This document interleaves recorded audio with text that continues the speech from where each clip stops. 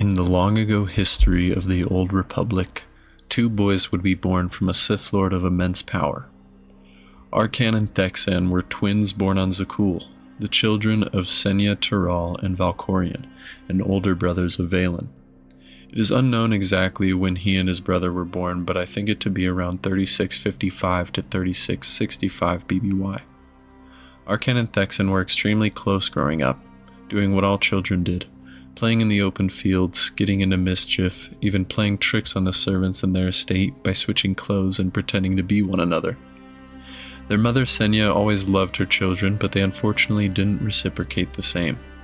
The boys were trained starting very young by their father to be great warriors. Born very strong in the Force because of their father, in training, Arcan and Thexan always noticed his father never seemed to be proud of their accomplishments. Day after day, lesson after lesson, always the same. This affected Arcan more than Thexan, and Thexan knew it. Senya always tried to give her children what they needed, but they idolized their father. Valkorion took their daughter to Nathema and locked her away for years to be tortured by Nathema's zealots, their goal to corrupt her mind, devoid it of all empathy. The boys were not aware of what was going on. Senya tried to rescue her, but couldn't, so she had to leave alone. Over the years, leading to 3636 BBY, the boys would become extremely powerful, and request that Valkorion send them to conquer worlds and annihilate armies from both the Republic and Sith Empire. Valkorion agreed, but only on the condition that Thexan led the battles and Arcan stayed on Zakul. This infuriated Arcan. To no surprise, he disobeyed his father's orders, and the twins went on to fight together in many battles. They were incredibly efficient at doing this. Even then, Valkorion never showed gratitude, never once being a true father, always turning his back. In one of these battles, Arcan almost lost his life, getting caught in an explosion that took away his arm and burned half his face, causing him to obtain a mechanical arm and wear a mask on just that side. But one day, Arcan and Thexan returned to the Eternal Throne after conquering another world and bringing their father, Sith and Republic lightsabers as proof. Once more, Valkorion turned his back, almost as if nothing can bring their father any sort of satisfaction. Seeing this, Arcan was consumed by rage. Thexan looked over, noticing Arcan, not knowing what he was about to do. Arcan leaped at Valkorion with his lightsaber drawn in an attempt to take his father's life for the years of torment he has caused. Thexan stopped him, using the Force and pulling Arcan away from his father just inches before the lightsaber could strike. At this moment, Arcan was lost. Still in his fit of rage, the two brothers entered a duel. In a few quick strikes, Arcan fatally struck his brother. Realizing what he has done, Arcan holds Thexan one last time. Before he's able to do anything else, his father holds out his hand, offering it to Arcan. Later, Arcan learned of a combined Imperial and Republic fleet approaching their territory. He went to inform his father, but his father was already aware and sent his Eternal fleet out to meet them in battle. In the aftermath, Arcan recovered two survivors, Darth Mar and the Outlander, who's your character in the Star Wars Old Republic MMO. They were immediately brought to Valkorion in the Eternal Throne Room. Valkorion offered them a chance to kneel. Darth Mar refused and was executed on the spot. As Valkorion offered to share his empire with the Outlander, he was struck down by Arcan, killing his father's physical body. When this happened, Valkorion embedded his spirit into the body of the Outlander. Arcan pinned the murder on the Outlander, trapping him away in Carbonite, and used that as the reason to launch a full attack on the core worlds, taking the throne as Emperor of Zakul. Within a single year, Arcan's attacks caused him to be the dominant force in the galaxy. Arcan forced treaties among the Imperial and Republic, demanding regular materials and restricting weapons from being distributed among them. Zakul was never a place you wanted to live. With the Emperor being gone, you might have thought it would get better, but you would be wrong. For 5 years, Arcan remained unchallenged. In the year 3631 BBY, Lana Benko, an exiled Zakulian officer Koth Fortina, would rescue the Outlander, escaping capture by Arcan's sister Vaylin, who by this time was almost more powerful than Arcan himself. Not long after, Vaylin learned that their mother, Senya, took part in the rescue.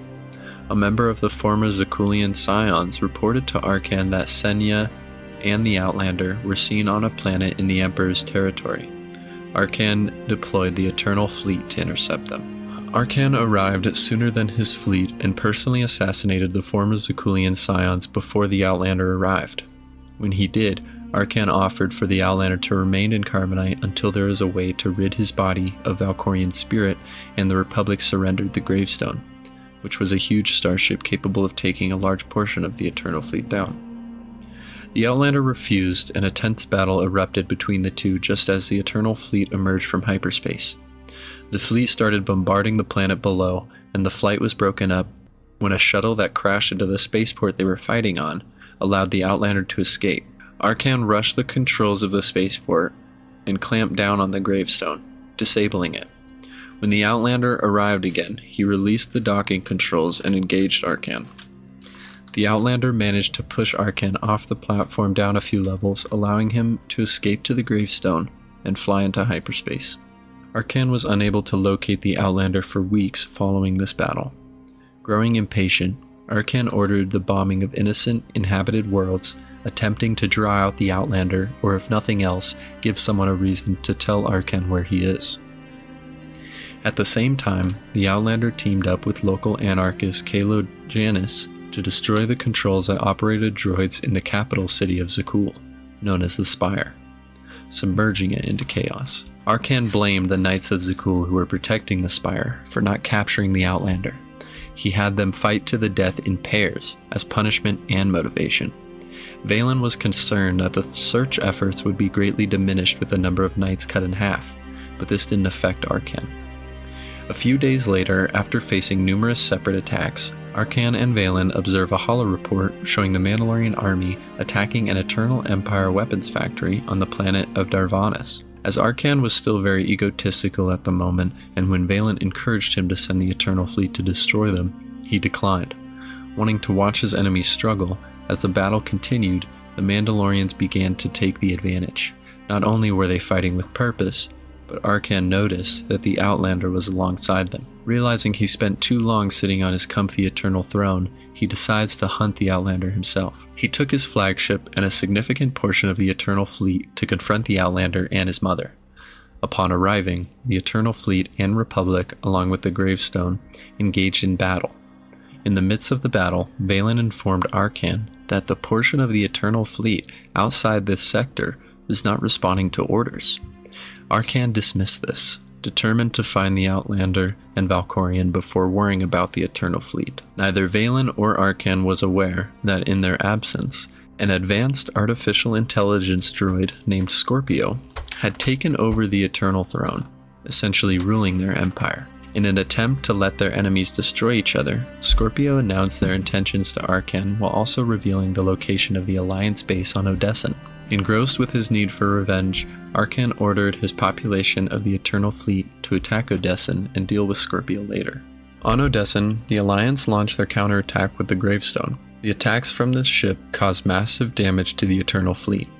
In the heat of the battle, the Outlander and Senya boarded Arcan's flagship in an attempt to kill him. Upon seeing her mother on the starship's cameras, Vaylin announced the location of Arcan to the Outlander to lure her mother away to finally confront her. As the Outlander and Arcan engaged in a duel on the flagship, Scorpio took control of the rest of the Eternal Fleet and ordered them to fire upon Arcan's flagship, attempting to take out the Outlander and Arcan at once. During the battle, Arcan pressed his father for a response, but he was eventually overcome. As the Outlander was standing over him, the ship took another hit, and debris fell down and crushed Arcan, forcing the Outlander to retreat. Yet, Senya entered the room not long after the Outlander left and uncovered Arcan from under the debris. This completely destroyed Arcan's prosthetic arm. Delayed by the arrival of Vaylin, Senya offered her to return with them as well. Devoid of love for her mother long ago, Vaylin rejected the request and lunged at her mother, but Arcan force-pushed her away. While Vaylin left back to Zakuul in a fit of rage because her brother robbed her of revenge on her mother, Senya took Arcan to a shuttle and traveled into hyperspace to heal Arcan. Returning to Zakuul, Vaylin formed an alliance with Scorpio and claimed the Eternal Throne for herself. One of her first acts as Empress was putting a hit on her own mother. Following Senya and Arcan, they first attempted to contact old knights of Zakul who were in fear of Vaylin destroying their empire, to provide healing supplies for them. Vaylin became aware of this and traveled to the meet spot and killed the knights before Senya could arrive. Upon landing on the planet, Senya encountered Vaylin and was almost killed by her daughter. Narrowly escaping, they traveled to the world of Voss, where Senya hoped to use a Voss healing ritual to heal both Arcan's body and mind, mending him of the hatred that he has endured. Unfortunately for them, Vaylin followed them to the planet in an attempt to destroy her family once and for all. Vaylin launched a massive attack on Voss, which caused Senya to reach out to the Outlander, now Alliance commander, for help. The invasion of Voss commenced, with the Alliance fighting off the Eternal Empire above.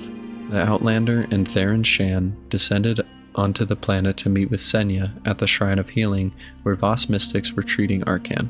As it became aware that time was running out and Arcan would not be healed in time, Senya ordered that the mystics transfer her strength to her son. They did this, which did heal Arcan, but left Senya in a comatose. Upon waking up, Arcan saw his mother's lifeless body. Believing her to be dead, he ran back to his shuttle. The Outlander almost caught up with him, but with his single arm, Arcan piloted the ship into hyperspace. With his mind healed, he discarded the mask that covered half his face and obtained a new prosthetic arm. Traveling back to Zakul, Arcan gathered a group of Zakulian loyalists willing to aid him in reclaiming the throne from his sister. During the grand festival of Empress Vaylin, Arcan saw this as a chance to confront Vaylin. He approached her on the balcony of her palace and tried to talk her down peacefully. In a fit of rage, Vaylin attacked Arcan. During this, the Outlander also saw this festival as a chance to attack Vaylin. During the duel between Vaylin and Arcan, the Outlander and Theron Shan interrupted their fight, which allowed Vaylin to escape on her speeder bike. To the Outlander's surprise, Arcan spoke to them respectfully and acknowledged the crimes that he had committed in the past. Theron Shan doubted his claims, but when the Horizon Guard came to kill them, Arcan helped take them down. It allowed Theron to trust Arcan a little more. After the fight, Arcan wondered if the Outlander was controlled by his father or only housed his spirit. Arcan then offered to join the Alliance in an attempt to defeat Vaylin. The Outlander asked Arcan that his pledge be broadcasted to the galaxy, showing that the Alliance as the former leader of the Eternal Empire will provide a boost in morale and add more stress on Vaylin. When Vaylin saw the broadcast, it infuriated her. Following this, Vaylin traveled to the world of Nathema, where she was tortured for years. She traveled there to break the bonds that her father set on her long ago. Doing this would increase her power drastically. When the Alliance learned of this, they traveled to Nathema in an attempt to stop her from accomplishing her goal. Unfortunately, they were unsuccessful. This had such an impact that it awoke Senya from her coma out of fear. Now more powerful than ever, Vaylin did not hesitate in launching another attack on Odessen, intending to end this war. With the battle being fought everywhere on and around Odessen, Arcan and Senya protected the gravestone from Zakulian warriors. When the Outlander caught up with them, he contacted Vaylin in an attempt to draw her out of her flagship and come to the surface of the planet for a face-to-face encounter. Vaylin agreed. While holding an Alliance member hostage, Vaylin waited on a landing platform for her family and the Outlander to arrive. When they did, Vaylin unleashed a massive force storm, killing the hostage she was holding, leaving the Outlander no choice but to strike her down, mourning the loss of their sister and daughter for a moment, but then realizing the conflict is finally over. Although, Arcan was concerned with the wave of energy that flowed to the Outlander when Vaylin was killed, and remained weary that his father may not be truly dead. The death of Vaylin left the Eternal Throne empty, causing the droid pilots of the Eternal Fleet to bomb inhabited worlds without question. Boarding the gravestone and traveling to Zakul, they pushed their way through the Eternal Blockade, and Senya, Arcan, and the Outlander traveled down to the planet's surface.